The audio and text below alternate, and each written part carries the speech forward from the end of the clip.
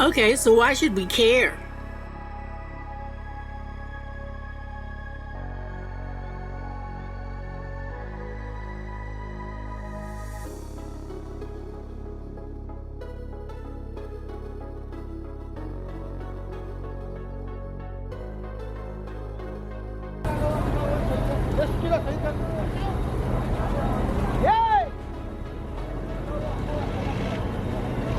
You have a lot of these fisheries, and basically they depend on healthy fish stocks and the fish population for them to, for them to make a living.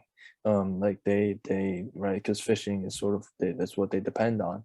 For many people, for example, like those that are working on the snow crabs, they harvest the snow crabs once a year, right? Like when it's snow crab season. So if you don't have enough snow crabs or any other type of fish, right? You have a lot of fisheries out there that come like that, these people depend on. It's their job, it's their livelihood, it's what what they need to survive. And so if you have a lack of, if you have a lack of fish or a lack of whatever it is that they're harvesting, that becomes quite a big issue for them and for their families. So it's impacting quite a number of people. Um, and another thing is just the idea that a lot of the ingredients that people use, that hospitals and labs use to make medicine and for them to do biomedical research, a lot of this is also dependent on these aquatic animals and plants. For example, there are roughly 10,000 compounds that have been extracted from marine organisms to help in the development of drugs and of medicine and treatment and medical research. And so this is a huge area as well. Like I think people tend to overlook, they don't understand that a lot of the medications that they take right now and the treatments that they're receiving all stem from these marine organisms. So damaging that can also have quite a bit of an impact on their lives. um and I guess another thing is the idea of tourism. So tourism, obviously, you have a lot of visitors visiting certain countries, islands to basically, to visit their, their clear waters or see some of their amazing marine biodiversity. And an example that we probably are all aware of is the Great Barrier Reef in along the coast of Eastern Australia. So that's just that one part of the reef. It contributes to a huge amount of their of their income of their net profits every year. So having that, I mean, having that gone, from all of the bleaching, for example, if the coral reef ends up dying, then that's a huge blow to the tourism industry and to the overall economy of the country. And this is similar cases to a lot of countries around the world that depend on their marine biodiversity for and to to support their tourism industry. So that's one thing. And I guess the last thing is just that people should be aware that the marine diversity is pretty huge, and that there are a huge number of organisms that depend on the ocean. There are at least 2 million species, up to 90% we haven't even identified yet. So there's just a huge amount of of life under the water. So yes, this isn't you could say that this isn't exactly impacting us, right, as people. But I think it's just something that should be brought up, and it's something that people should appreciate. Well, I hope people are making really good notes because, when you think of the oceans and, a lot of us think, oh, that's just, tourism and it's a couple of fish, but no, this is a significant impact to our overall planet health and to our overall livelihood and health. And one thing that you touched on, and I just have to go back to this because if somebody wasn't listening, you said almost 80% of the oxygen that we breathe that's generated on this planet comes from the oceans. So if we do things that make our oceans so sick that organisms can't live in it, and we now, that said by the year 2100, the oxygenating capability could decrease by as much as 7%. That's pretty significant. That's huge. So what happened to the snow crabs? I guess, because we're hearing a lot. What do you think happened? So I think the basic like consensus right now is that there are two main reasons for why we're seeing this, drastic decline in snow crabs.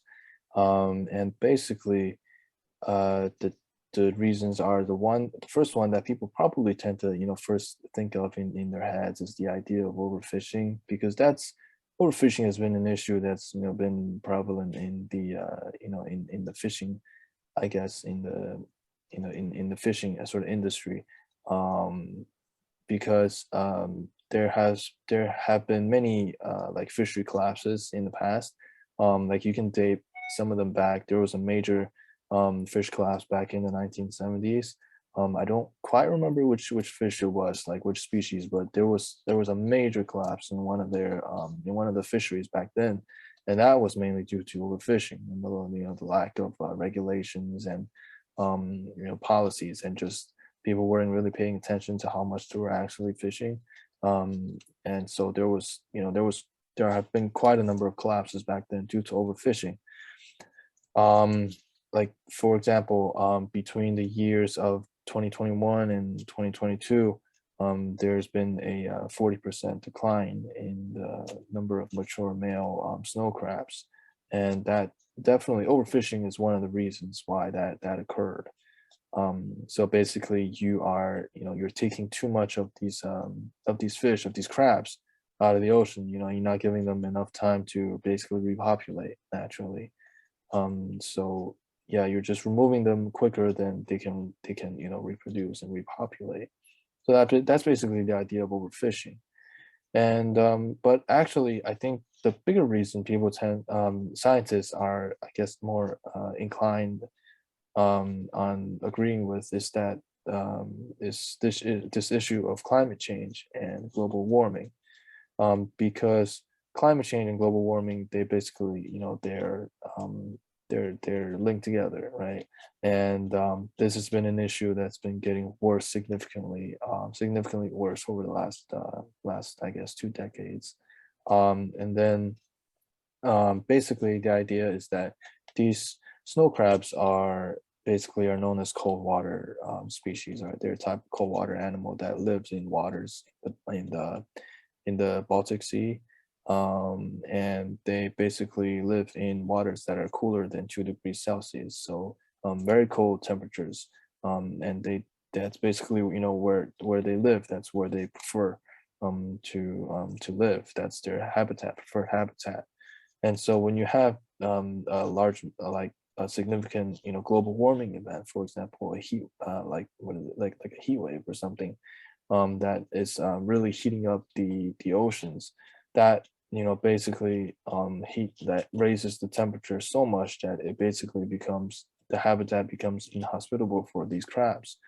And also another issue is that these um how do you say, like the global warming is also melting a lot of the sea ice.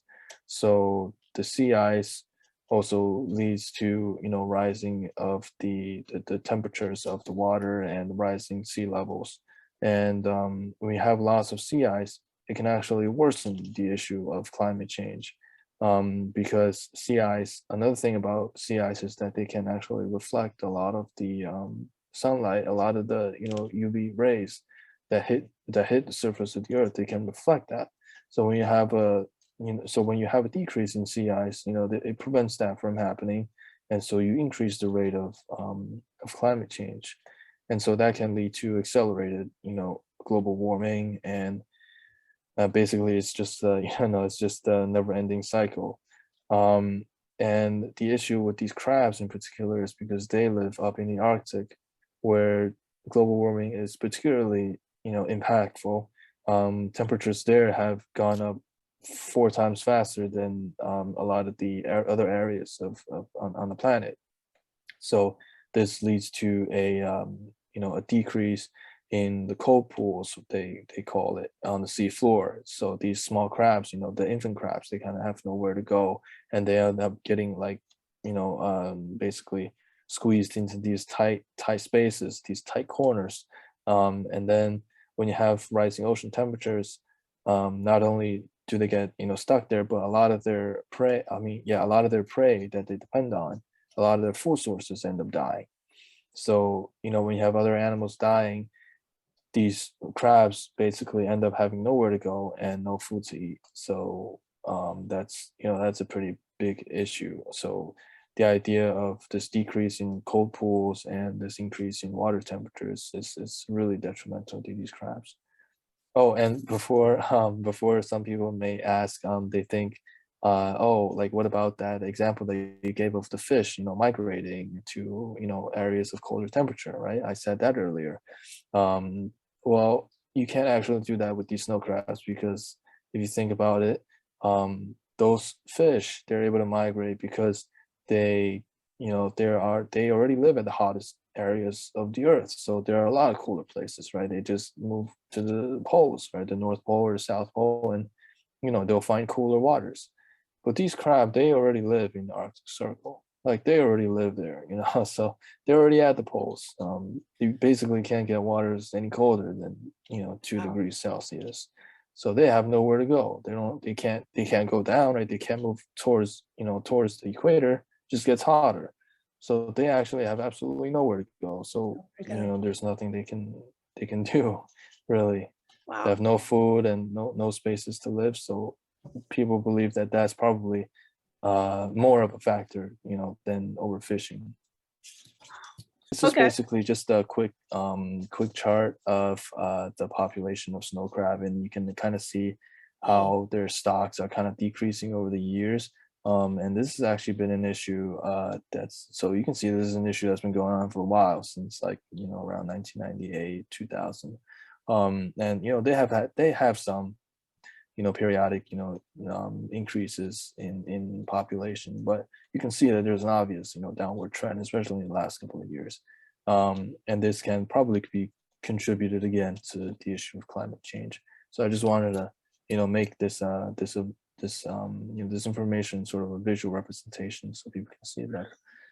Okay, now you talk about the actual oceans getting warmer, and we're going to talk about how that happens, because I don't think we can talk about the ecosystem without talking about CO2 and how these emissions are actually stored in your ocean. So as these stores increase, so will the temperature of our water, because the temperature around the air is, I guess, changing. So you're going to have increased water temperature. I wrote down acidification and deoxygenation. So that sounds like a doomsday scenario to me. So can you explain what's actually happening with our CO2? Because all my people out there, we're contributing to this if you're not paying attention. And the CO2, I believe, comes from us, correct? Yeah, I guess you could say that mainly from us, right? The issue of climate change.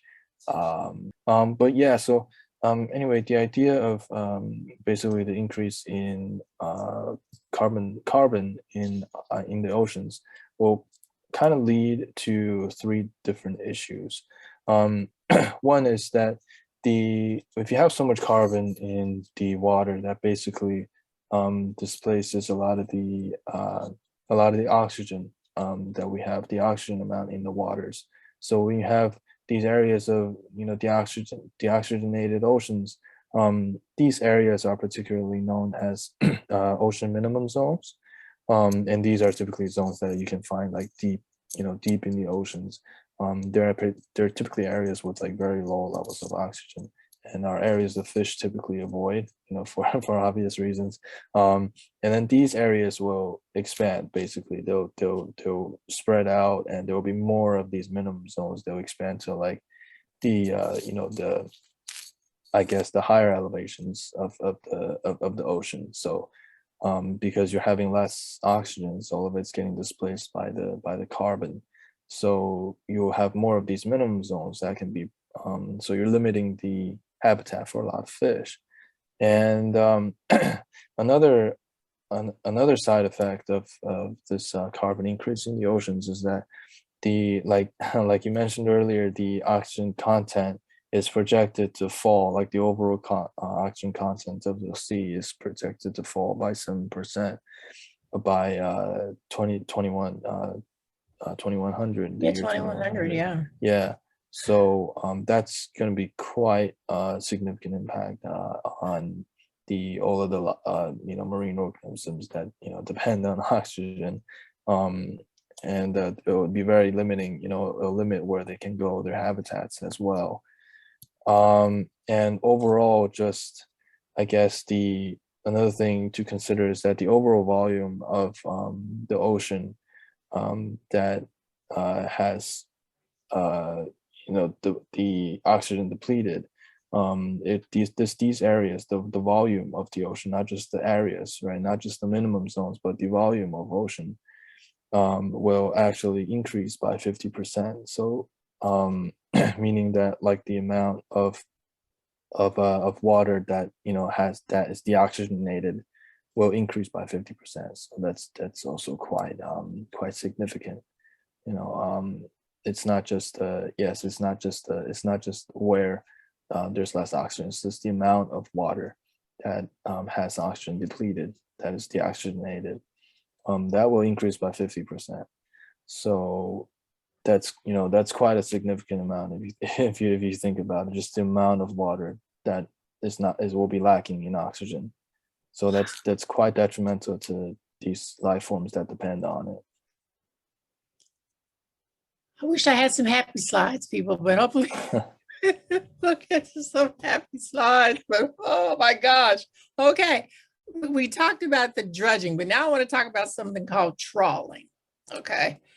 And that's a method that's used to catch fish. I guess you take these huge nets and they've got these wheels and they go on the bottom of the sea floor and they basically catch tons of fish. And these large commercial companies use these trawling devices to catch fish. Well, that's putting the little small fisheries and fishing companies out of business because they can't keep up when they go out to do their fishing. And you have these huge trawling devices that have pretty much taken up everything. And now we see the Alaskan snow crab season is gone. I mean, they're just basically telling them until we can either get this under control or allow these fish to repopulate, we're not going to have a season. What's the economic impact? Because I keep thinking all these, like you said, these fishermen towns. I mean, that's what they do. That's their livelihood. That's what they live on. What's going to happen and what's projected to happen?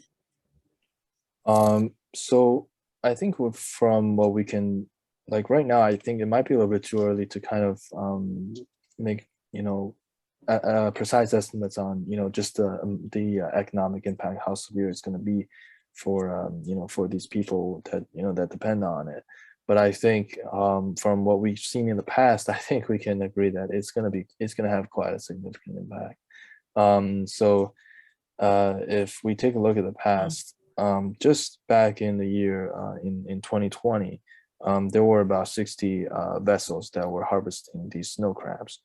And according to NOAA, is the the National Oceanic and Atmospheric Administration, just this in 1 year alone, they grossed an estimated $132 million just from the snow crabs harvest in that 1 year alone.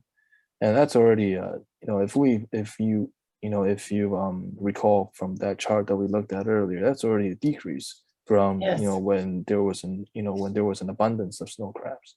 So that's a huge amount of money just in 1 year. And then because of, like I said, that this snow crab harvest, a lot of people really depend on it. So like their livelihoods are depending on them being able to fish these snow crabs every year. That's their job. They only have that once a year. So you can, so if you have if you no longer have that season, if you no longer have them harvesting these crabs, then you're talking about a loss of maybe hundreds or even thousands of people, their jobs for them. So many people are going to become unemployed, because this is what they depend on. This is the this is their jobs, and not having that can be quite detrimental. And another, I guess, example is that if we look at the so far from, like, this is more recent, from because of the lack of the snow crab harvest, the cancellation of the season, and the already canceled red king crab season. So that season has been closed for 2 years already.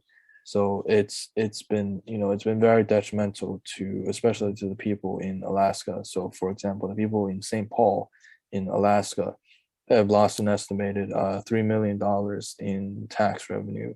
That's roughly half of their yearly budget, just simply due to this closure of the snow crab season and the red king crab seasons. So this is like for these small towns in Alaska or in Washington or Oregon that depend on these seasons and these harvests. It's a huge impact for them. So powerful. Okay, I'm going to just kind of hit you in the gut with this one. Because, in all of these equations, human beings are part of this equation. We've been asked to be stewards of these resources of the planet. And I'm challenged, and I don't know that I can give us a really good report card right now to say that we're doing very well.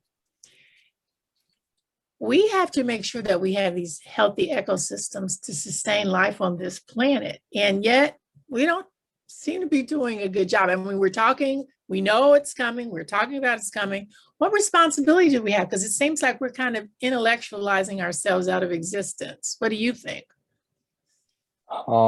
Well, I think there are a couple of things that we can begin to take charge of now, and I think they will really make a difference to preserving and maybe even restoring a lot of biodiversity that we might have lost. So I think one of the responsibilities that we should take is that we should simply, the first thing before we even take any action, before we take any hands-on action, is to simply just respect the habitat, is to put ourselves in the right mindset, that and that we understand the relevance of marine life, and that this thing that actually does impact us, our lives, quite a bit, it's in danger and it's in need of help. And I think this is something that people just need to understand, because if people don't, they don't realize this, and they're not in the right mindset, then they're not going to want to, they won't be motivated to take any other actions and any of the other, things that we have listed here. So I think that's the first and major thing that people need to understand. And then with that in mind, I think these are just some of the other, I guess, actions that I believe people can take to help, with the restoring with the ecosystem. And one thing is that I think people should just use less water if they can. Try to, save as much water as they can, because if we have a lot of if we just waste a lot of water and we're not focused on that, we can end up having a lot of this excess water being run off and being dumped into, into the sewers, and then that goes into the rivers, and I think that can lead to quite an impactful issue for these marine organisms. Eventually all of this water, along with the sewage and everything that we throw in, is going out into the sea, right? So that's something that people should be aware of, just be able to use less water if they can. Another thing is that I believe they can, like, try their best to reduce any pollutants. So for example, any any toxic chemicals and anything like that, like things like that they're using and that they're not disposing of appropriately. Like they're not focusing on where to get rid of them, and that they just dump a lot of the toxic chemicals and things. Maybe they just dump it in the drain, in the sewage, or in the sewers, and that just that leads to, again, to the issue of polluting the oceans and the rivers. It just goes straight to the it just ends up in the oceans again. So that's something people should be aware of, and just use, if they can, just use like non-toxic chemicals, instead, right? Just less of an impact if it does go to the ocean. Um, and then another thing I believe people can do is just, be careful of what you throw away. Be careful and just reduce, any unnecessary, waste and access waste that you may have. Because again, like a lot of these waste, the final destination for them is the ocean again. So one thing is that you should, one, you should just try to reduce the amount of waste that, that you're producing, and two, just if you, whatever waste you do have, just make sure to properly dispose of it. So that's, that's very important. And then just next time you go to the supermarket, just try to, make sure that you're buying sustainable seafood, and you're buying food that, it's, there's an abundance of fish, or of whatever it is that you're buying. You're not, that they're not in danger of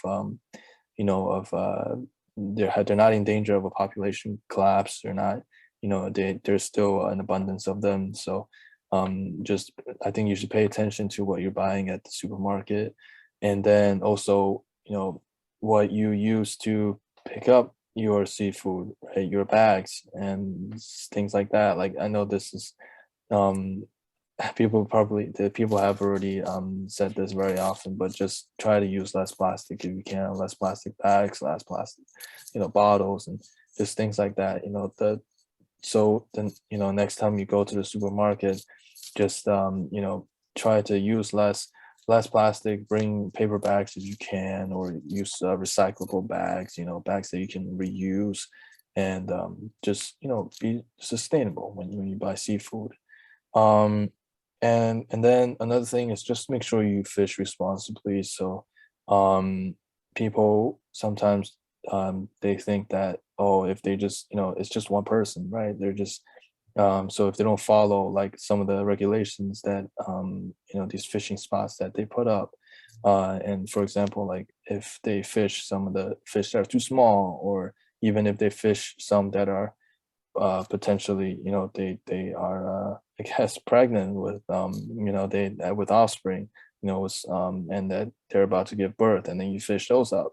So that can be quite detrimental to the, to the marine ecosystem as well. You're really depleting, a lot of the chances that these fish have to repopulate, to, and to increase their stocks. So you're basically, you know taking away that chance from them if if you don't fish appropriately, and if you don't follow the guidelines. So I think that's very important. People, next time, if they when they go fishing, they should really follow the policies and the regulations that people have set up, because there is meaning behind that. There is purpose. um and I think the last thing is just the idea of practicing safe boating, because I don't know, some people may not be aware that when they anchor their boats, for example, a lot of the places that they anchor from, they may not pay attention, but a lot of the places that they anchor, for example, in coral reefs or seagrasses, they don't pay attention to where they're anchoring, and they anchor their boat, and that going into the oceans, into the, onto the reefs or the grass, or those habitats can be quite damaging to them. So they should follow those examples, the regulations that people have set up, know where to safely, place park, I guess, park, I don't know the right words, park their boat, and follow the no wake zones. So no wake zones are those areas where um, ships, boats are required to basically, like, go at a very slow rate, so that there's no disturbance behind. So when a boat goes really quickly, there tends to be like waves and stuff like that the boat creates. And so these no wake zones are basically areas that they have to go very slowly and don't create any sort of waves, because those things can, also be quite, they can be quite a disturbance to the water. So that's something they should follow as well when they consider boating. So these are some of the responsibilities I think people should be, should be aware of. But again, the first thing is just to, understand the situation that we're in, and why it's important to us. Well, you have given us so many tactics and strategies, I think that if people just, I think the first one is just brilliant. Respect the habitat and understand that, there's intelligent design behind why the oceans and the rivers and the streams all interact the way that they do. And, we've got to all share this planet together. And it's not just us, because there are more organisms in the ocean than actually walking on the land. And they do impact us. So we impact each other in a very significant way. And I think we're going to have to respect the habitat. I think that's an excellent, excellent message. You know what, Edward, I always give my guests the last word. What do you want to leave our audience with, so that maybe they start taking some of these responsibilities seriously and start actually changing some of their behaviors? Right. So I know that I talked a lot today about like just all of the negatives and the consequences, and what's been happening to our oceans and ecosystems. And it may seem like it's all just bad news, but if you look carefully, there are like areas where there are areas of hope. There are, for example, the snow crabs. People have found that there's an increase in the amount of snow crab offspring, actually, like the small crabs. There has been an increase in these last couple of last couple of months. And so people, they know that there are actually some very simple things they can do. For example, with the snow crabs, as long as we keep the season, I guess, canceled just for now, and to better understand how these snow crabs sort of are impacted by climate change. Maybe we'll be able to have them naturally, I guess, increase the amount of population, the snow crab population. They can slowly go back up. So there's still hope for these animals, despite how it may look right now at the moment. And I guess the important thing is, I don't want people to just think that I'm asking people to, I guess, follow in my footsteps and sort of become experts on this. They don't have to. I mean, of course they don't have to. Like what I said earlier about the responsibilities. It's a lot of these things are doable, and I think it's important that people understand that even though they're one person, that it's still, one person, it will make a difference, because everything, an idea and always starts with one person. And every action, everything that people do, these major, events that people do, business that they start up, any businesses, companies, and everything, it's always done by a team. So if you want to make a difference, it has to be by a team. Don't be scared to just start out, to be the first person to start out. And I think for the listeners, I think, directly I'm talking, like for the listeners, for the viewers of the podcast, I think you should be aware that the idea, I guess, the quote that we are probably all familiar with, that a journey of 1,000 miles starts with a single step. I think that is really meaningful, especially in this situation. And I think you should also be aware that, having gone through this entire podcast, you've already taken the first step, actually. If you're wondering, what should I do? What's the first step to, helping the oceans? You've already done it. This is the first step. And, because by going through this entire podcast, you've proven that you do care about this situation, about the things that are happening in our oceans, and you realize the impacts of that, right? That's why you watched through the whole thing. And I think, having done that, now that you've learned a bit more about, what's going on in our oceans, you've already taken the first step. And, if you've already done that, what's to say you can't take the second step, right? So I hope that you understand that it's really not as difficult as you may think, and that you really are making an impact.